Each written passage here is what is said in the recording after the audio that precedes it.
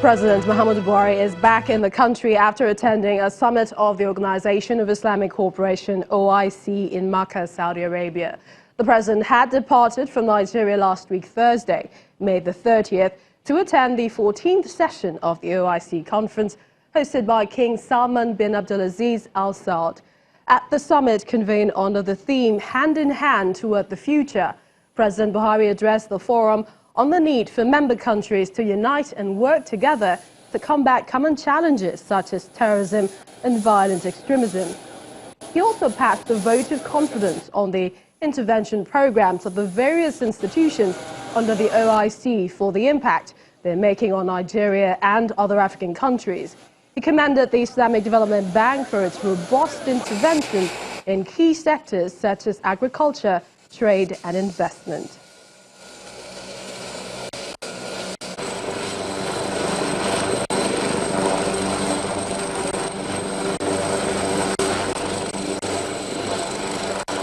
Over in aviation, the Nigerian Civil Aviation Authority, NCAA, has revoked the license of an airline pilot for serious violation of the Nigeria Civil Aviation regulations. According to a statement by the NCAA spokesperson, Sam Aduruboye, the penalty is a consequence of the pilot operating flights after the expiration of his medical certificate. Although the statement did not mention the name of the pilot, it says its investigations revealed that instead of the pilot revalidating his medical certificate, he conducted flight operations as the pilot in command. And this violates a section of the Nigeria Civil Aviation regulations which stipulate that, quote, a flight crew member or air traffic controller shall not exercise the privileges of his or her license unless he or she holds a current medical certificate appropriate to the license, end of quote. The pilot has been directed to return the invalidated airline transport license to the appropriate authority within 7 days of receiving the sanction letter. The NCAA insists that violations of the Nigeria Civil Aviation regulations are taken very seriously, and the body will continue to monitor strict compliance with its rules. The students and staff of the Ogwashuku Polytechnic in Delta State are asking the police to solve the killing of an administrative staff in the institution on May the 29th. They are also requesting for adequate security to protect lives and property in the school. Our correspondent Vivian Oramadike visited the scene of the killing of the 32-year-old John Chukwudi and now reports.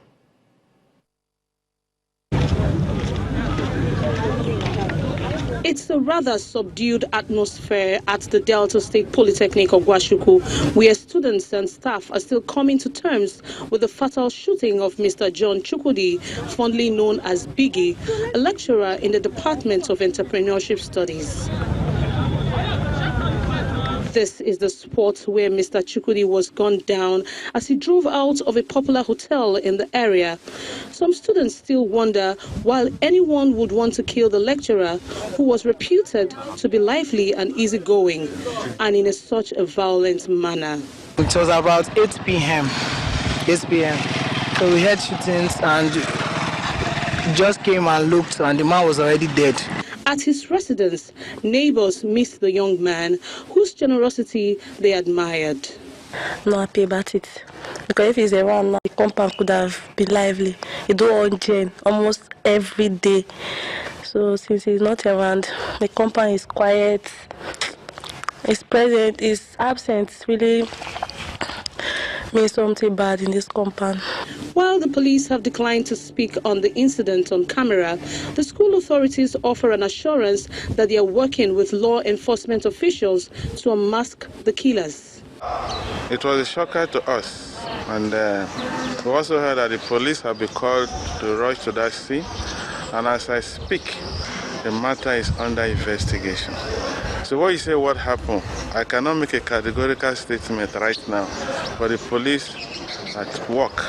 The death of Mr. Chukwudi is a dampener on activities on the campus during what is supposed to be a students' week.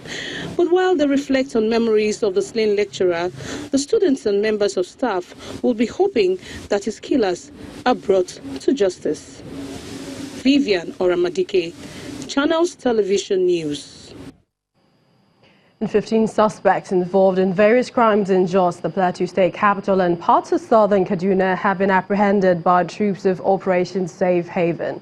Parading the suspects in Jos, the commander of the operation, Major General Augustine Agundu, says they include the hoodlums involved in the Jos disturbances, as well as a gun-running syndicate operating in Kaduna State. The headquarters of Operation Safe Haven witnesses the parade of 15 suspects involved in various criminal activities, ranging from gun running, attempt to commit arson, drug peddling, and armed robbery, among others. Some of the suspects were involved in the recent disturbances that occurred in some communities in Jos North local government area, where 6 people were killed and 12 houses destroyed. In the ensuing moment, own troops embarked on cordon and search operation with the aim of arresting the perpetrators of the mayhem at suspected hoodlums hideout within Duse Uku, whereby Abubakar Abdullahi, Mansur Abdullahi, and Agon Azzi were apprehended. The hoodlums, on sighting the approaching troops in the general area, started hurling stones and dangerous objects with the intent of inflicting injuries and preventing troops from conducting its operation. Items recovered from the hoodlums included substances suspected to be cannabis sativa, various charms, Rizzler and rubber solutions, which were in their possession. Preliminary investigation conducted on the suspects revealed that they participated actively in the civil unrest which occurred within the general area on 26 May 2019.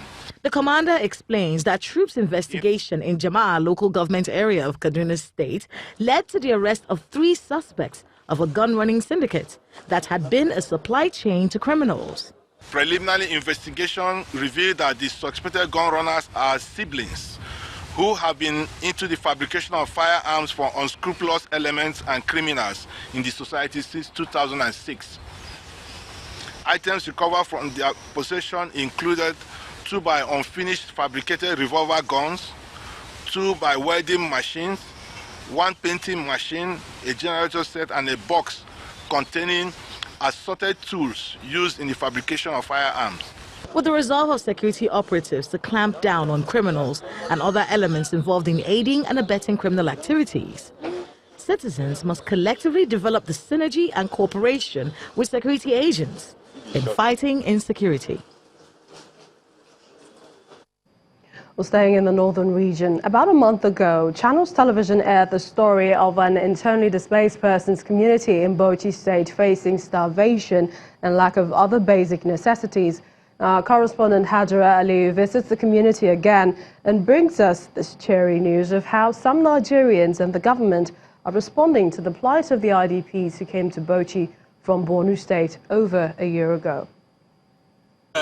Their faces beam of joy, a sharp contrast from the last time we visited. The story of these internally displaced persons of the Shua community in Bauchi State 3 weeks ago could best be described as those in a state of despondency. They complained of hunger, lack of safe drinking water, and decent accommodation. Today, this woman sieved maize flour, and in the next compound, they pound dry okra in preparation to make food to break the Ramadan fast. Since Channels Television told their story, individuals, groups, and the government have been responding positively. Much has changed in this community since the last time we were here. One of it is this borehole. The people now have safe drinking water. The Red Cross Society assisted in covering their shanty roofs with these tarpaulins to prevent rain. The Presidential Committee on Northeast Initiative is also intervening. On the other hand, the state government says there are holistic plans for them, especially now that they have been recognized formally as part of internally displaced persons living in Bauchi State. This particular instance, we've delivered food and non-food items. These non-food items includes building materials that we can do for now. Health-wise, Minister of Health were here, the Commissioner herself, and she has sent a team They have been inoculated, and I'm sure they are part of all his projects that are in the States. And education-wise, we're making arrangements too. It is difficult to hide their excitement after 1 year of neglect.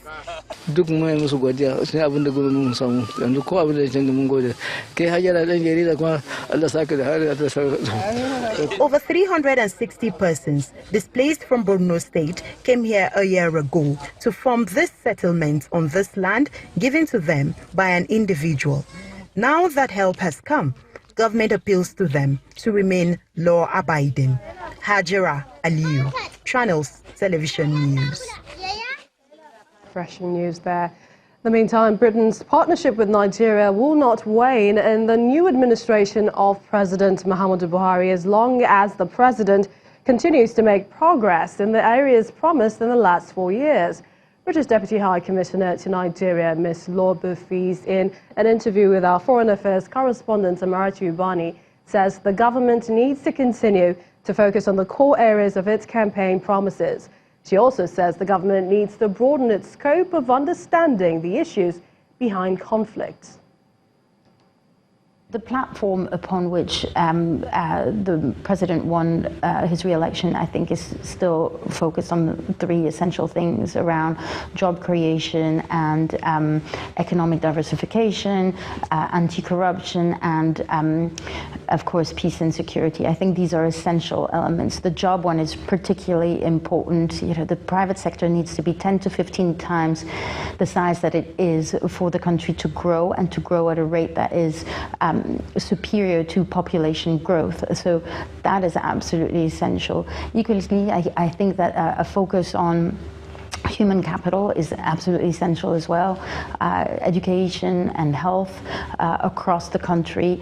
We know that the indicators are very weak, and I think it's encouraging to see that the government is really focusing on gripping this. So we would encourage that continued support, continued focus on that.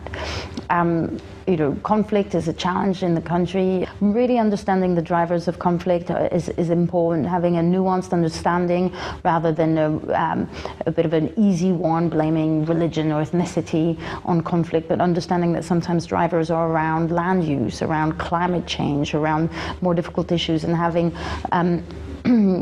convening dialogues, bringing people on board to find lasting solutions, I think is essential. So these are some of the things that I know the government will be thinking about and that we will want to engage with and support on. You can watch more of Ms. Bufiz's interview on Diplomatic Channel tomorrow at 7:30 p.m. on the DSTV channel 254 and 8:30 p.m. on channels 24 if you're in the United Kingdom, on Sky channel 518.